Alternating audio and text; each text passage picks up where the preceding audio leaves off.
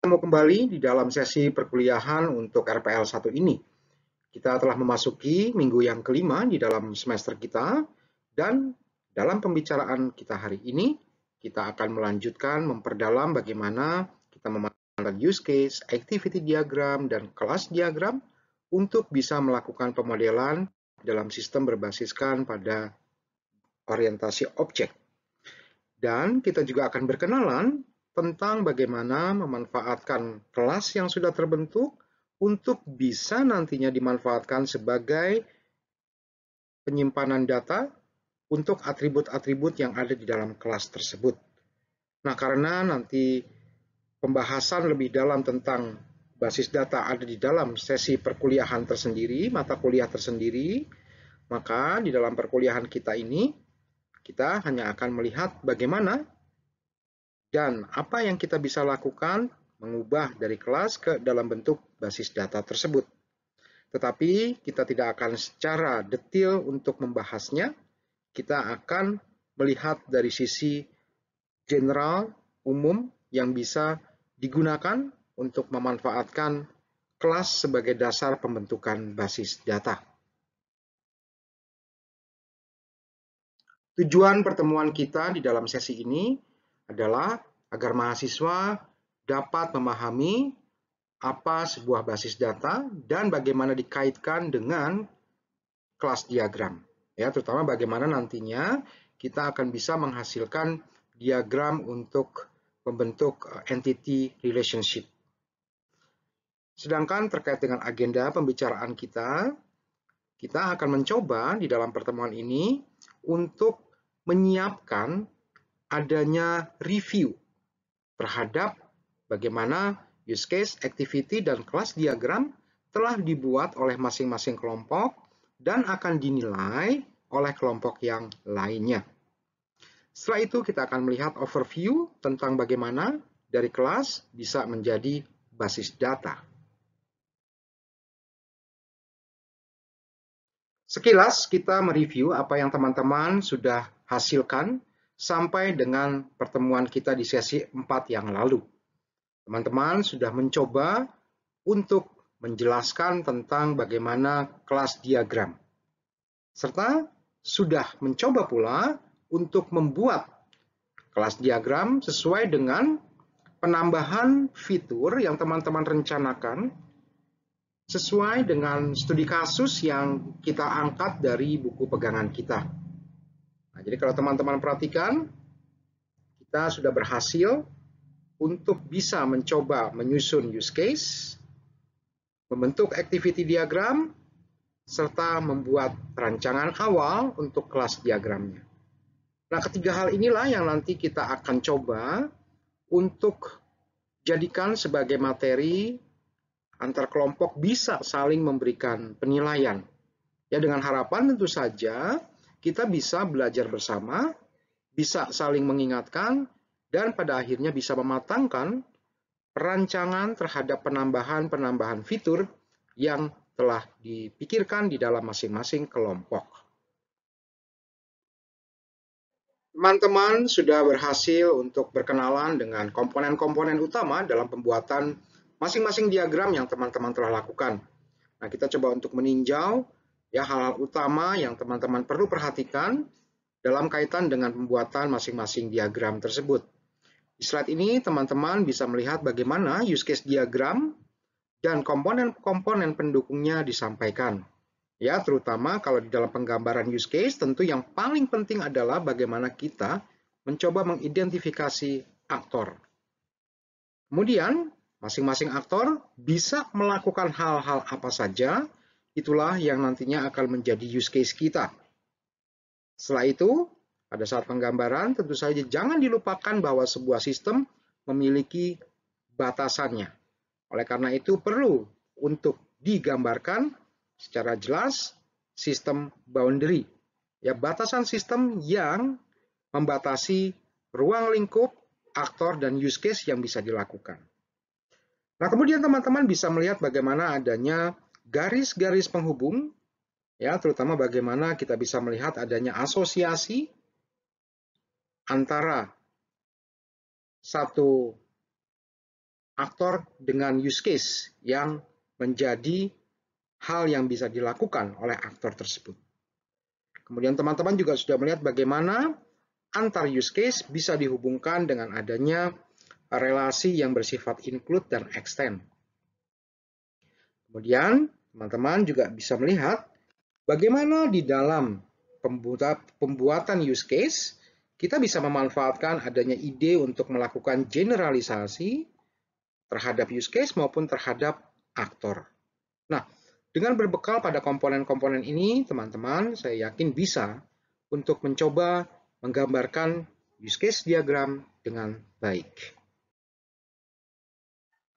Dalam kaitan dengan pemodelan fungsional, teman-teman juga sudah berkenalan dengan activity diagram, diagram aktivitas. Dan di dalam penggambaran diagram aktivitas ada komponen-komponen utama yang teman-teman juga perlu perhatikan. Yang pertama adalah sebuah proses atau action. Ya, yang kadang-kadang kita juga bisa istilahkan sebagai aktivitas. Kemudian, teman-teman juga bisa menggambarkan bagaimana antara aktivitas satu dengan yang lainnya memiliki control flow atau adanya garis penghubung yang menggambarkan keterkaitan dan urutan dari aktivitas tersebut.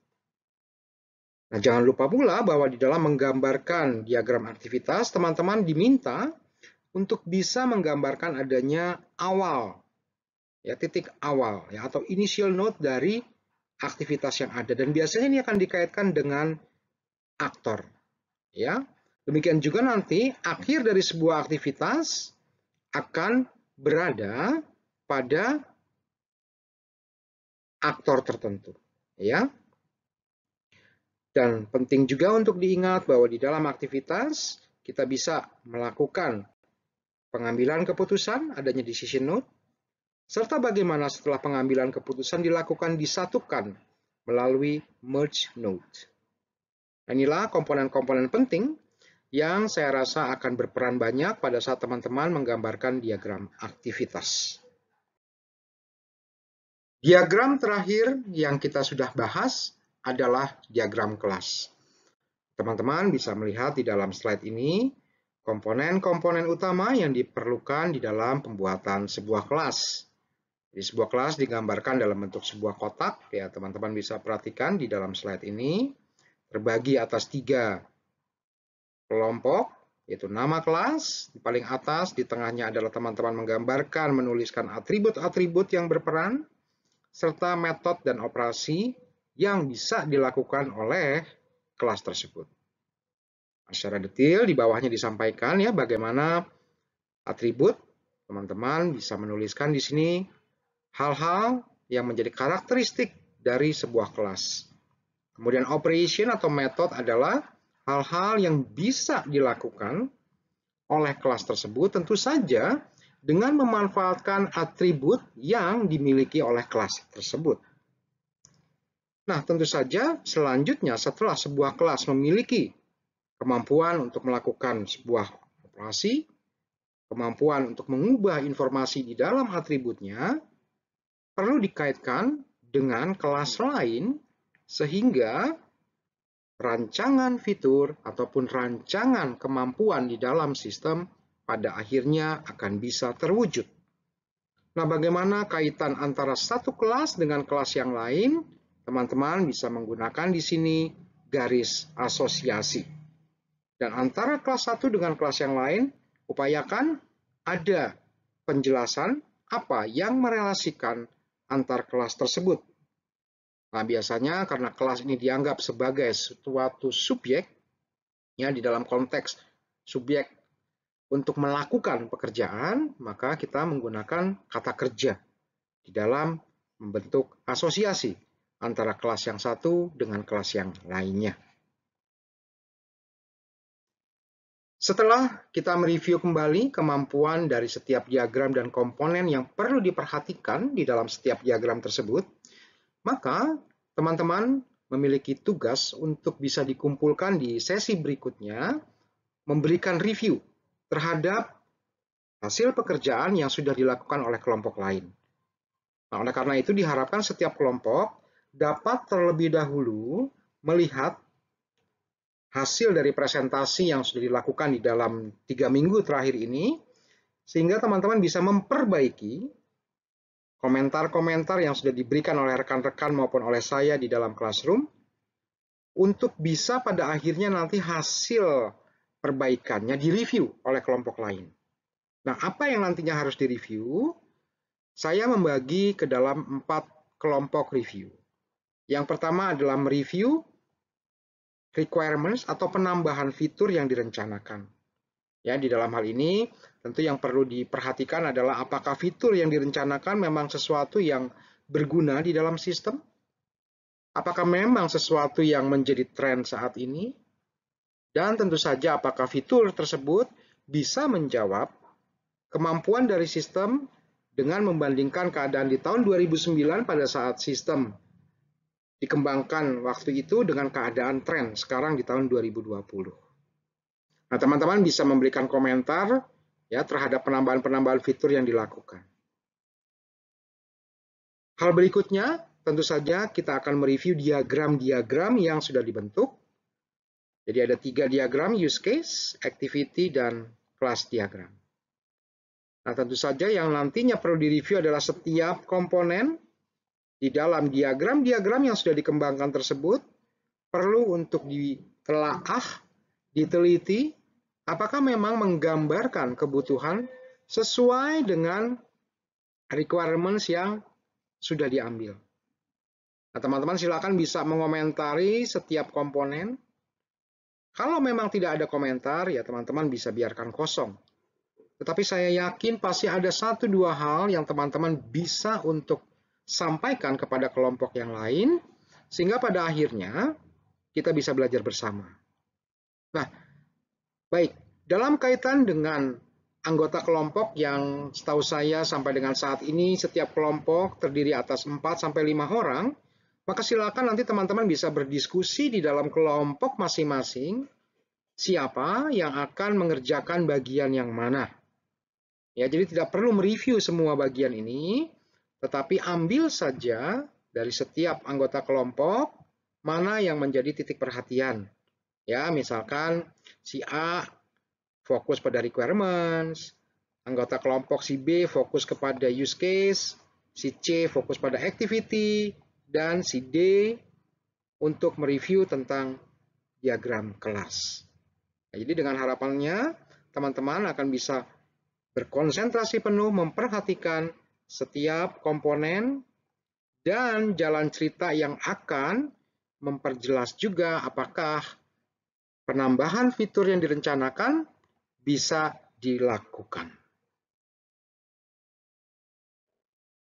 Dengan demikian, jika kita simpulkan apa yang harus dilakukan oleh setiap kelompok dan setiap anggota kelompok, maka pada dasarnya teman-teman diharapkan bisa melakukan penelitian terkait hal-hal apa saja yang mungkin untuk diperbaiki dari hasil kelompok lainnya.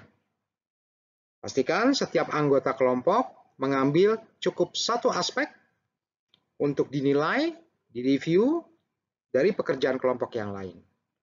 Nah, di dalam sesi selanjutnya, teman-teman memiliki 2 hal yang perlu dikumpulkan.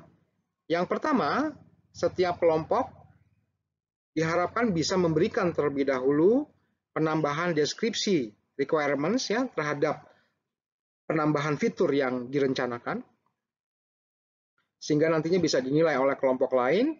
Dan tentu saja jangan lupa juga untuk memperbaiki hasil yang sudah tercapai dengan masukan-masukan yang teman-teman dapatkan saat presentasi di kelas virtual kita. Nah, selanjutnya setiap kelompok itu nanti perlu menyiapkan presentasi terhadap hal yang dianggap paling memerlukan perbaikan dari hasil kelompok yang lain. Ya, jadi seolah-olah di dalam pekerjaan kelompok ini teman-teman akan diminta untuk menentukan hal mana yang paling krusial untuk bisa diperbaiki oleh kelompok lainnya. Kemudian setiap individu itu juga diminta untuk mengumpulkan file Excel, ya nanti silakan diganti namanya dengan NRP dan fokus komponen yang teman-teman kerjakan. Dan hasil dari file Excel ini nantinya akan digunakan sebagai dasar untuk penilaian kuis ketiga di dalam sesi perkuliahan kita. Nah, di dalam perkuliahan nanti kita akan diskusikan siapa yang akan mereview kelompok yang mana, sehingga dengan demikian diharapkan sekali lagi antar kelompok bisa saling belajar dan kita bisa berkembang bersama.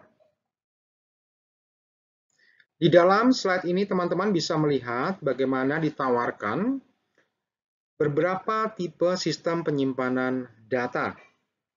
Nah, kalau kita perhatikan di sini ada 4 tipe yang secara umum bisa dilakukan.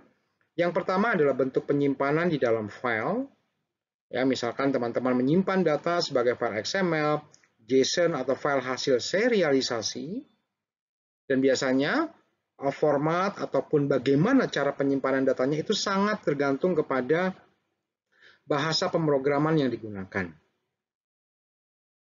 Nah, memang dengan adanya sistem penyimpanan lewat file, kita bisa berharap bahwa data itu bisa dengan cepat dipertukarkan. Nah, tetapi kelemahan utamanya adalah data itu redundan dan biasanya tidak terstruktur. Serta kita belum tentu bisa memiliki adanya akses control ya, terhadap otorisasi untuk data yang dipertukarkan di dalam sistem.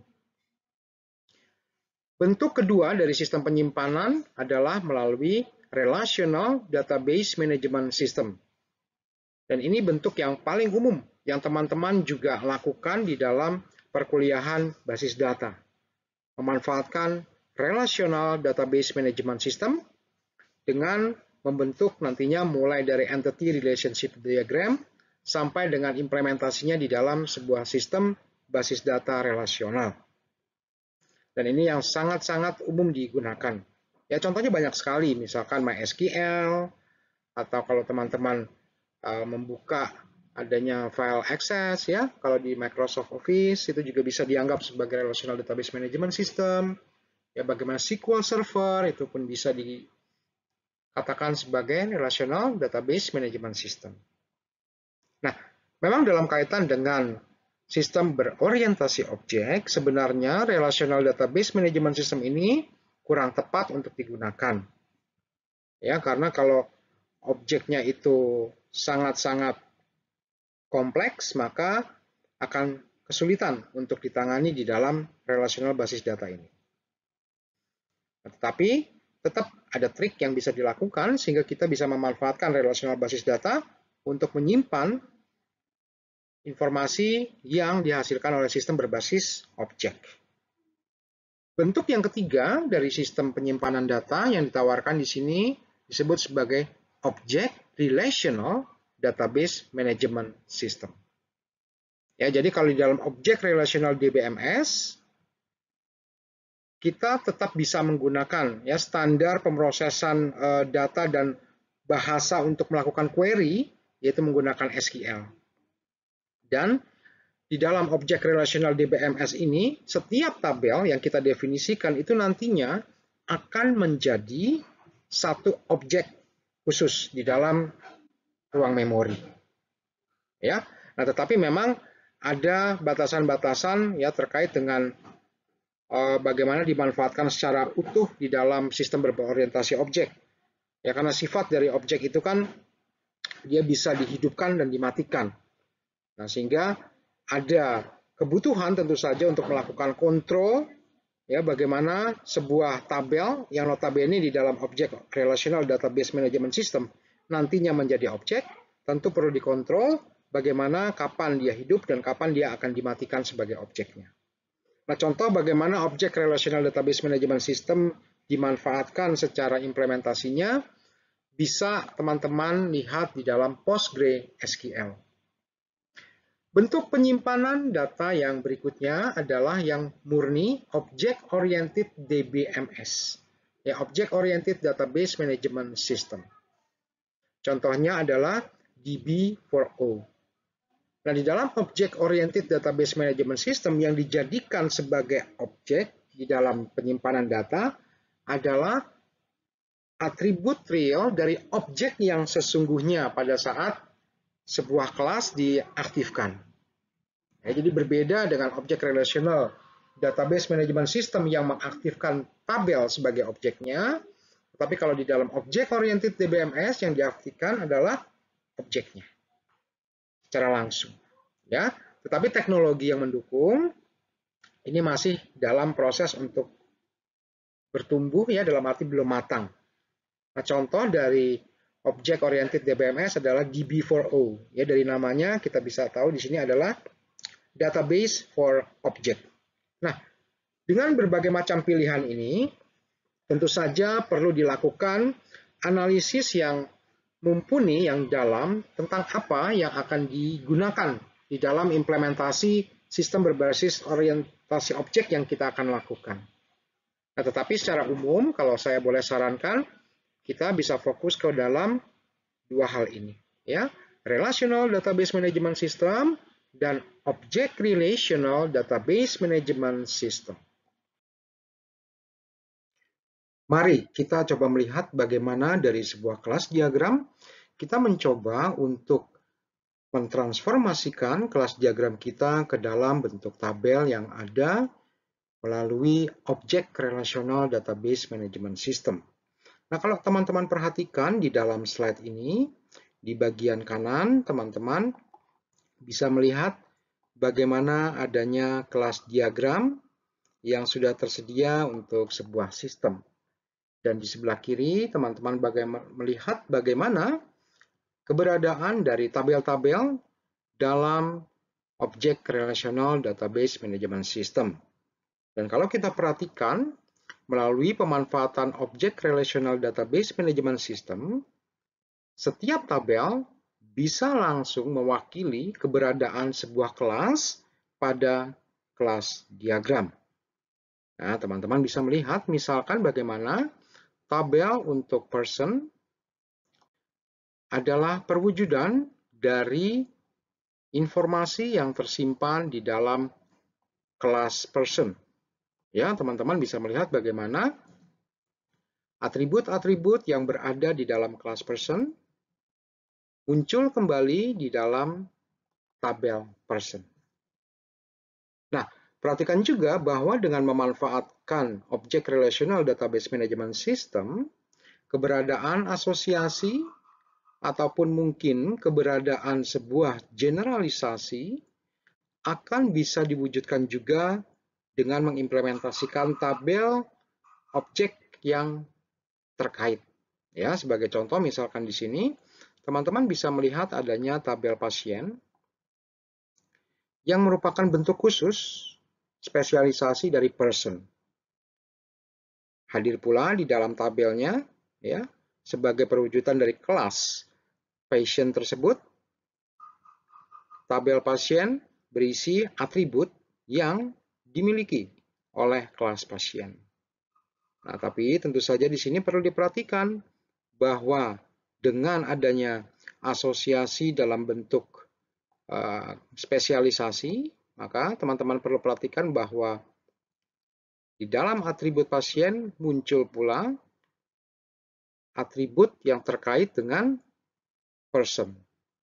Ya, atau boleh dikatakan sebagai foreign key kalau di dalam basis data.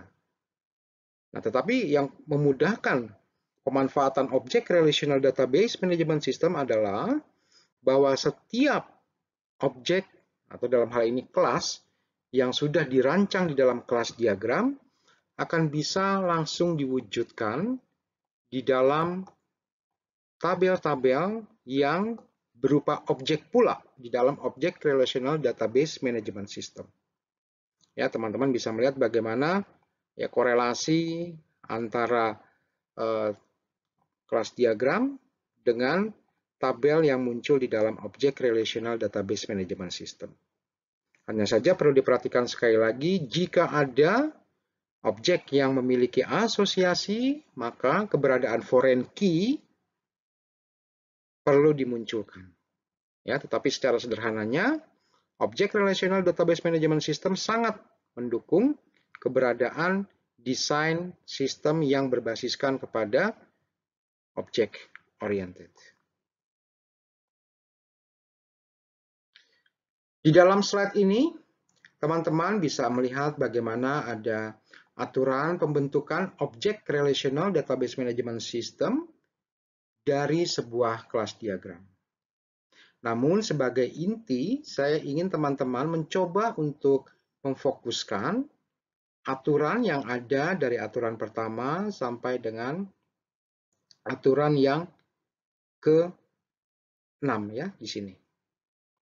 Baik, nah, teman-teman bisa melihat bahwa secara umum apa yang diharapkan dari pembentukan Object Relational Database Management System adalah kita bisa langsung untuk mentransformasikan, atau istilahnya di sini adalah memappingkan, memetakan semua keberadaan objek yang berada di dalam kelas diagram kita sebagai tabel di dalam Object Relational Database Management System. Demikian pula seandainya kita nantinya memiliki kelas-kelas ataupun objek-objek yang bersifat abstrak, dapat langsung ditransformasikan, dimappingkan ke dalam bentuk Object Relational Database Management System. Dan dengan mudahnya pula bahwa atribut-atribut yang berasal dari objek kita akan bisa dijadikan sebagai kolom di dalam tabel objek relational kita. Nah, ini yang menjadi kekuatan dan ciri khas dari Object Relational Database Management System. Nah, memang tentu perlu diperhatikan bagaimana seandainya terdapat agregasi atau mungkin asosiasi atau mungkin adanya pewarisan sifat, bahwa kita memerlukan adanya objek ID yang dikaitkan. Ya, istilahnya kita perlu mengaitkan antara primary key dengan foreign key untuk objek-objek yang berelasi tersebut. Ya, makanya di sini dikatakan perlu dimunculkan keberadaan ID tersebut di dalam setiap tabel yang berisi relasinya. Ya.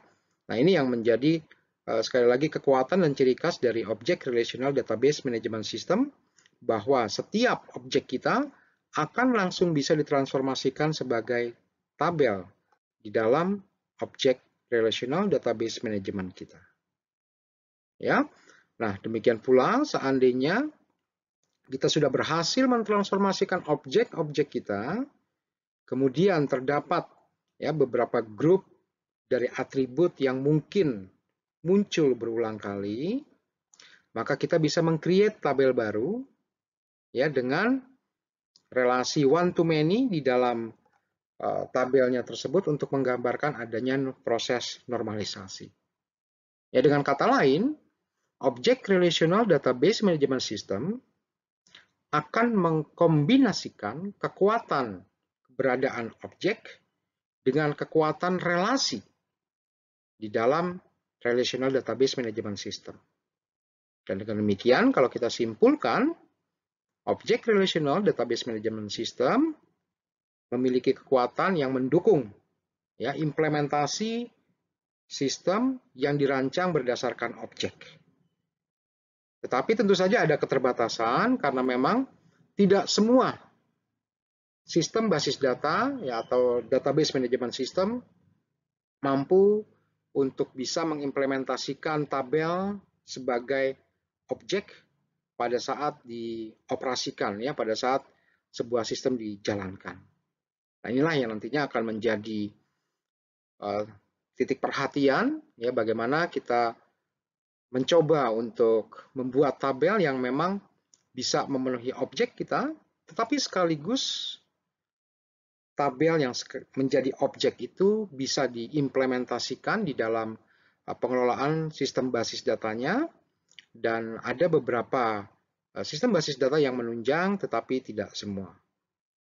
Nah, namun tenang saja bahwa di dalam tren yang ada saat ini, Object Relational Database Management System ini sudah menjadi salah satu alternatif yang akan bisa memungkinkan implementasi sistem secara utuh dengan tetap melandasi pengimplementasiannya dengan memperhatikan relasi antara objek dengan objek yang lain ya dalam bentuk tabel dalam konteks ini, Dan ya, jangan lupakan juga bahwa kalau kita berbicara tentang basis data, kita memerlukan bahasa pemrograman yang memang langsung bisa berkontribusi dan juga bisa berinteraksi dengan si basis data tersebut. Dan dalam hal ini tetap bisa memanfaatkan SQL, ya, Structured Query Language. Nah, bagaimana sekarang dengan pengimplementasian objek kita di dalam Relational Database Management System? Teman-teman bisa melihat di dalam slide ini, sama seperti halnya tadi, di bagian kanan, kita bisa melihat bagaimana perancangan diagram kelas yang kita miliki, dan di bagian kiri teman-teman bisa melihat bagaimana implementasi perancangan basis data yang dimunculkan di dalam Relational Database Management System. Pada dasarnya, kembali setiap objek yang kita miliki di dalam kelas diagram kita akan bisa kita jadikan sebagai tabel di dalam Relational Database Management System. Ya, sebagai contoh di sini misalkan tabel untuk person. Nah, tetapi yang membedakan, ya, sebagai contoh di sini misalkan kita ambil tabel pasien, kita tetap akan bisa memiliki tabel pasien, tetapi di dalam Relational Database Management System ada kewajiban bagi kita untuk membuang data-data yang berpotensi redundan. Atau dengan kata lain, kita perlu melakukan normalisasi. Nah, sebagai contoh di sini, ya kita ambil, ya misalkan kita ketahui bahwa seorang pasien bisa memiliki lebih dari satu asuransi kesehatan. Maka hal itu perlu untuk kita normalisasikan. Ya, kita bentuk tabel khusus. Ya, teman-teman bisa melihat di sini relasi tabelnya adalah one to many antara tabel pasien dengan tabel asuransi. Ya, demikian juga kita melihat adanya normalisasi dari tabel pasien untuk jenis penyakit. Ya, karena bisa aja seorang pasien menderita lebih dari satu penyakit. Ya, nah barulah ya dari tabel penyakit ini bisa kita relasikan kembali dengan tabel simptom yang berisi gejala-gejala. Nah, dari ilustrasi ini teman-teman bisa melihat bagaimana bahwa di dalam Relational Database Management System kita memerlukan adanya proses untuk normalisasi terhadap atribut-atribut dari objek yang kita miliki di dalam kelas diagram, sehingga nantinya akan bisa dilakukan normalisasi, ya, terutama untuk informasi atau atribut-atribut yang sifatnya secara multiplisitas adalah dari one to many, ya, atau many to many, sehingga perlu dilakukan normalisasi. Ya, selebihnya sebetulnya pemanfaatan relasional basis data ini mirip dengan apa yang terjadi di dalam objek relasional basis data, hanya saja sekali lagi di dalam relasional basis data ini teman-teman perlu melakukan normalisasi pada tingkat yang memang diwajibkan. Nah, tetapi ya, kita juga perlu memperhatikan bahwa apabila kita memiliki perancangan kelas diagram, ya, misalkan yang di bagian kanan ini, kita bisa saja menyesuaikan kelas diagram kita pada saat kita perlu untuk mengimplementasikan bentuk tabel yang lebih sesuai di dalam relasional basis data kita. Ya, hal ini bukan sesuatu yang tabu, ya, untuk menyesuaikan kembali rancangan yang kita miliki, supaya pada akhirnya apa yang kita miliki memang bisa diimplementasikan, ya, di dalam relasional basis data kita. Dan ini sifatnya pun bisa bolak-balik, ya. Jadi andai kata kita mau menyesuaikan basis datanya, mungkin akan punya efek terhadap kelas diagram kita. Ya, sebaliknya demikian, kita misalkan melakukan perubahan di dalam kelas diagram kita, maka bisa saja akan berimbas kepada relasional basis data kita. Tetapi ini adalah hal yang wajar di dalam pengembangan sebuah sistem. Baik, kalau kita simpulkan ya dari ilustrasi yang teman-teman lihat di dalam slide ini, maka relasional basis data bisa dimanfaatkan untuk mengimplementasikan perancangan sistem yang dilakukan lewat pendekatan berorientasi objek. Ya, memang diperlukan trik tambahan, terutama apabila kita perlu melakukan normalisasi. Perbedaan mendasar terkait dengan aturan pembentukan Relational Database Management System dari kelas diagram dibandingkan dengan objek Relational Database Management System yang sudah kita lihat sebelumnya, teman-teman bisa perhatikan di sini di dalam rule yang nomor 6 ya, bahwa di sini ditekankan ya, sangat ditekankan bahwa apabila kita memang membuat adanya agregasi dan juga asosiasi, kita perlu memperhatikan bahwa kita perlu membentuk satu tabel asosiatif ya, diistilahkan sebagai tabel asosiatif yang merelasikan dua tabel original sebelumnya. Ya, barulah nanti dari tabel yang asosiatif inilah kita menambahkan foreign key yang merelasikan antara kelas yang sifatnya asosiatif ini. Ya. Nah, imbasnya adalah kita akan memerlukan nantinya adanya normalisasi. Ya, sehingga tabel yang kita hasilkan itu memang akan bisa untuk digunakan secara baik untuk melakukan query dan pada akhirnya bisa dimanfaatkan untuk mengalirkan informasi dari satu objek ke objek yang lain di dalam kelas kita. Ya, tapi kalau secara umum apa yang teman-teman bisa lihat di dalam pembentukan Relational Database Management System sebenarnya mirip dengan apa yang ada di dalam objek Relational Database Management System. Hanya saja kita perlu memperhatikan keberadaan dari proses normalisasi ya di dalam Relational Database Management System ini. Dalam pembahasan mengenai Relational Database Management System, saya sempat menyampaikan bahwa kita perlu untuk melakukan normalisasi. Nah, namun apa sebenarnya normalisasi tersebut? Secara umum bisa kita lihat ilustrasinya di dalam slide ini. Ya, inti dari proses normalisasi adalah agar kita bisa menghindari adanya data yang redundan. Ya, sebagai contoh di sini misalkan, ya kita memiliki data yang berulang, ya teman-teman bisa melihat di bagian yang saya berikan warna kuning ini, bahwa ada data-data yang berulang dan muncul beberapa kali di dalam tabel besar kita.